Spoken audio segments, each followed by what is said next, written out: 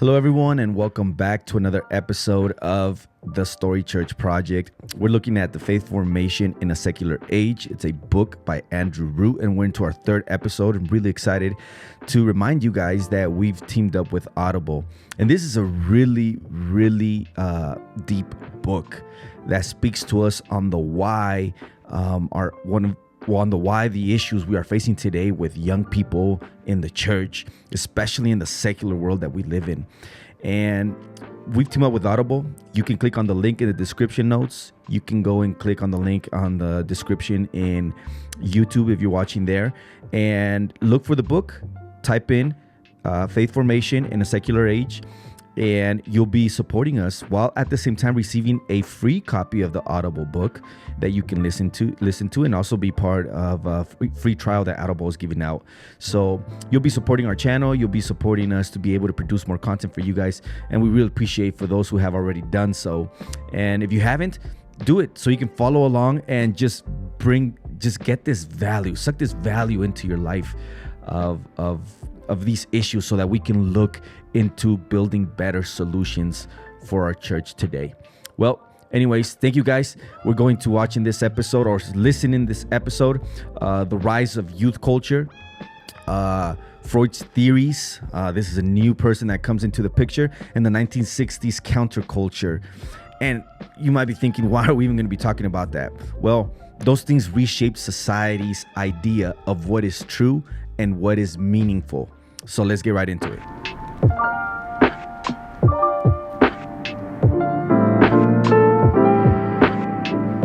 All right, guys. So we're going to uncover today how duty gave way to authenticity, because we were talking about duty in the last episode.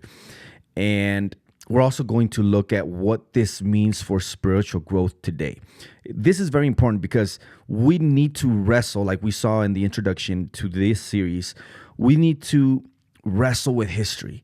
We need to wrestle with these historical shifts that happen, because that way we'll know why we think the way we think.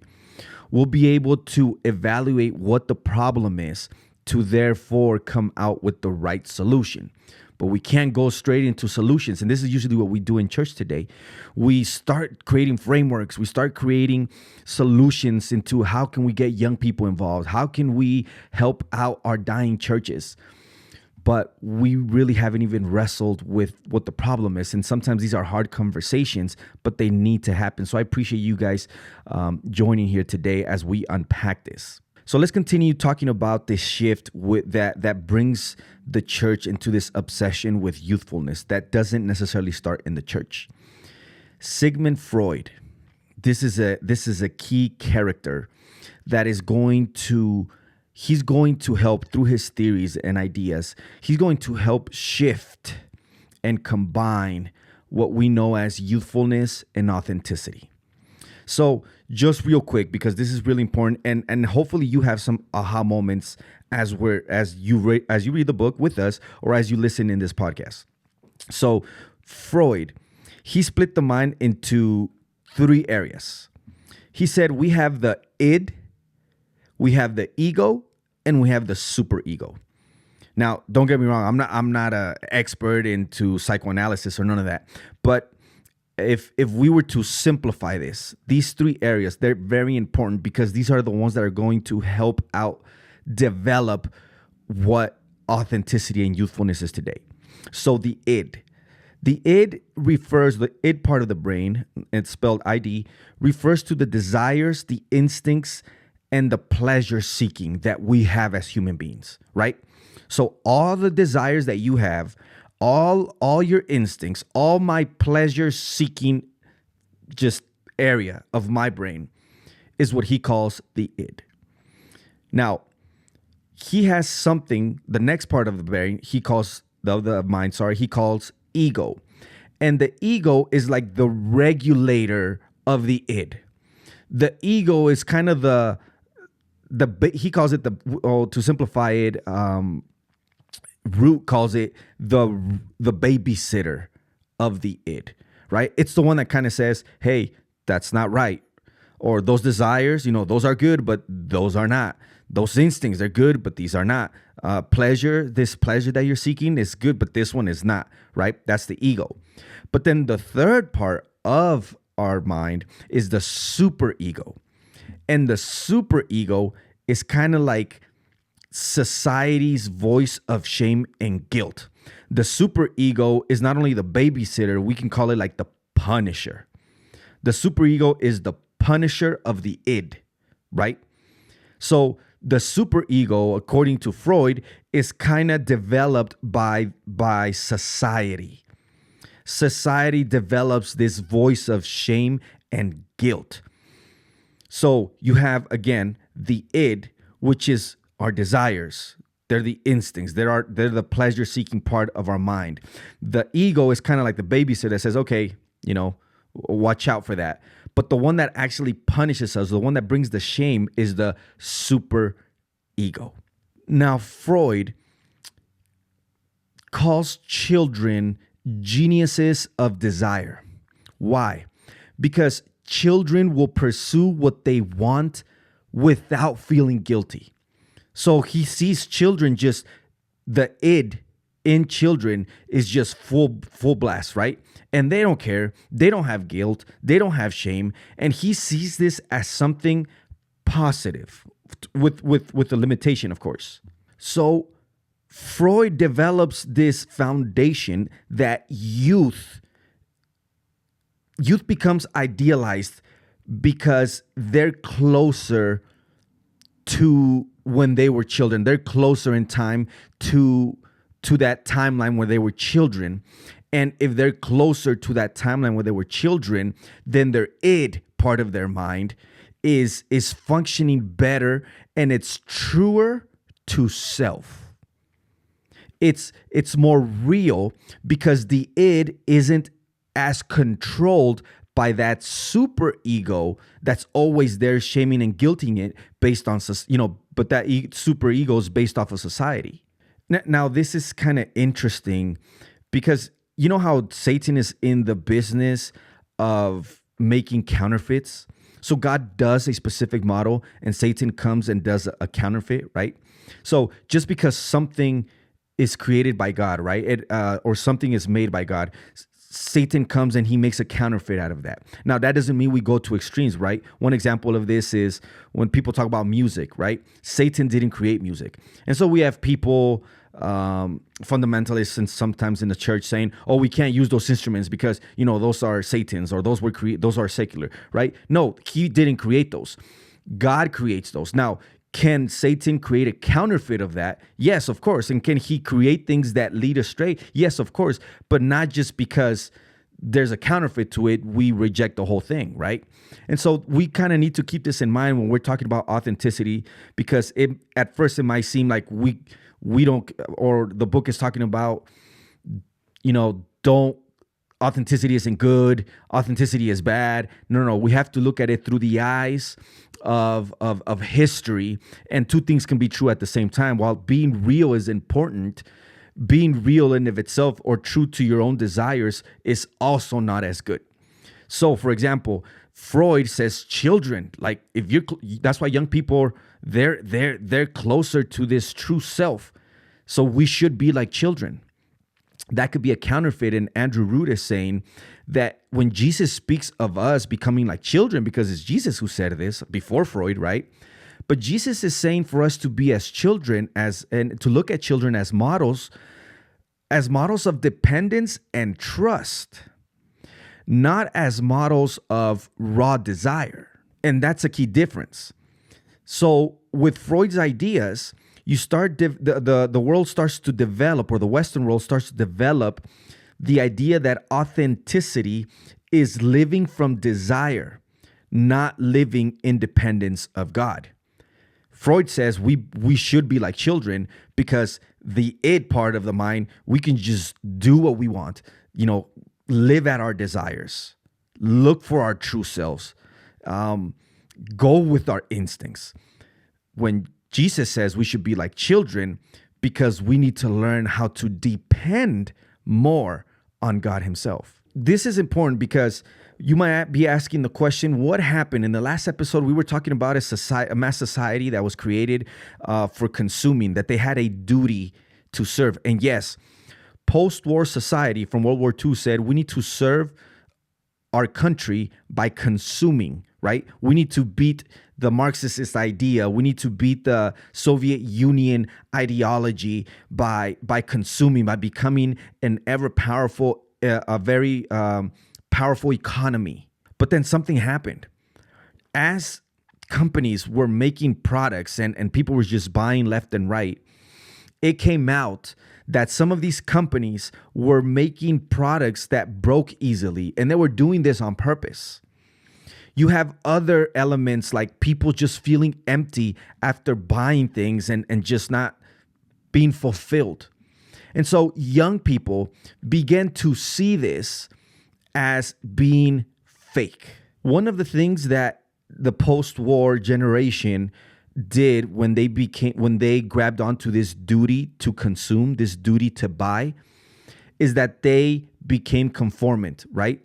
The society became conformed. We buy and that's it, right? We don't question, we just do it. But this conformity opened up the way to the idea that this was actually oppression. If we're conformed to just the duty of consuming, and we're not to question that, and we're just supposed to continue like if we were robots, made young people ask the question based off of Freud's ideology, hey, we need to start asking questions about this, which to a certain point isn't bad in of itself, right? I think we do need to ask questions, question almost everything, if not everything. But in this context, young people wanted real freedom. Young people wanted not to be oppressed, quote unquote, by this conformity to just have to buy things. They thought that they needed to go above and beyond. There were desires in the heart. There were desires in our brain, in the id, right, that needed to be fulfilled, but they weren't, because all we were thinking about was just this duty to buy, and then we were buying off of a system that was pretty much fake, and it was being exposed. And so we now have in the 1960s this shift where desire starts to replace duty. Freud's ideas and theories also combined with other poets and artists. Andrew Root calls them the Beats, and these are led by Ginsberg and Kerouac, which were artists. They were kind of like they were bringing in the bohemian thought into the 1960s, and they would pretty much sum up things in ideas like spirituality, but without God. Spirituality now becomes about being young and fulfilling the desires that you have. Drugs, sex, rebellion as all routes to authenticity. And so if these are routes to authenticity, then youthfulness now becomes sacred. Youthfulness becomes based. So you have Freud and you have these poets combined, and Andrew Root says whether one came before the other, that it doesn't matter. The thing is that they united to make youthfulness something sacred. Now it's important to speak on this idea because again, it doesn't seem wrong to question the system. It doesn't seem wrong to ask difficult questions and say, hey, this system is probably rigged, and it was rigged. But Andrew Root I believe does a great job in making a difference, because there were two movements in that time that you can see a clear contrast. And that other movement is the civil rights movement led by Dr. King. And some key differences between those two movements, although there was also young people who were uprising, who were asking the questions, who were standing up, who were questioning the system. The movement, the civil rights movement, was actually grounded in divine justice and transcendence. See, that movement called for nonviolent change that was rooted in God's image in humanity. It was a movement that actually believed in the presence of God. It believed that God had created every single human, regardless of race and regardless of age. They were created in God's image. In this movement, God is still clearly part of the picture. Well, not only part of the picture, we would say he is the foundation of the movement. On the other hand, the other counterculture movement, founded on Freud's and the poets' ideology, was a movement that was grounded on self. See, the rebellion was not for justice or even divine justice. It was for unrestrained authenticity. The questioning of the system or the uprising of the system was not at its foundation led or directed or guided by an exterior powerful being or God himself. It was actually guided and led by the need to be authentic, by the need to find my true self and to live out the desires that the system is restraining in me. It's interesting and ironic that consumerism is the one that tells them, hey, fulfill your desires, right? Post-war consumerism tells them, fulfill your desires. Buy this, buy that. But young people said, no, we want to go beyond that. That's actually restraining. Just wearing what you tell me to wear, buying that TV that you tell me to buy. I need to go above and beyond that. My desires are bigger than that. And so clearly authenticity becomes bigger and more important than that duty. It becomes bigger than honor. It becomes bigger than responsibility. And in all of this, in standing up to that duty and standing up to that system that had taught to buy, right, responsibly, to keep the economy going, in standing up to that, they also stood up against the church. This ideology is also starting to stand up against the teachings of the church. So then, ironically, consumerism now has to start selling authenticity. And by this, then the market, or the way you market things now, the way you market to consume, you look at young people, because young people became the trendsetters of what was real. And this is true even to today, right? The gospel of self-expression is actually our cultural default. Authenticity, in many ways, is still everything. Even if it breaks community, even if it breaks responsibility, it's still, in a way, the idol. So the things that faith has to deal with today is, it has to deal with things like don't conform, or it has to deal with follow your heart. It has to deal with, young people know best. And these are the things that we need to take into account when we're reaching out. That as we develop a structure for faith formation, we don't fall into the same format as the secular world has developed, where it puts authenticity as God, as above all things and everything. And think about this. If authenticity is at the top, then it's community can come in second, right? Sacrificial grace comes in second. Maturing love comes in second, third place, or maybe even completely out of the picture. And so if we continue to develop frameworks where we outreach to young people, but with the idea that they need to be themselves inside of the church or everything, we're going to still be developing frameworks based off of a counterfeit, and it's still not going to give us the results that only the biblical structure, only the biblical way of faith formation can really give us. I hope this episode summary has been helpful for you guys. Again, thank you guys so much. Again, if you want to go and look at the details, it's expanded more in Andrew Root's book, Faith Formation in a Secular Age. You can click on our link again. We've teamed up with Audible. We get a commission for that. We appreciate all of you who have supported us. And hopefully you just keep grabbing more and more value for your life, for your church life, for your spiritual life, and for those around you, right? And let's continue to grow together. Again, thank you so much. Can't wait for you for the next episode coming out next Thursday.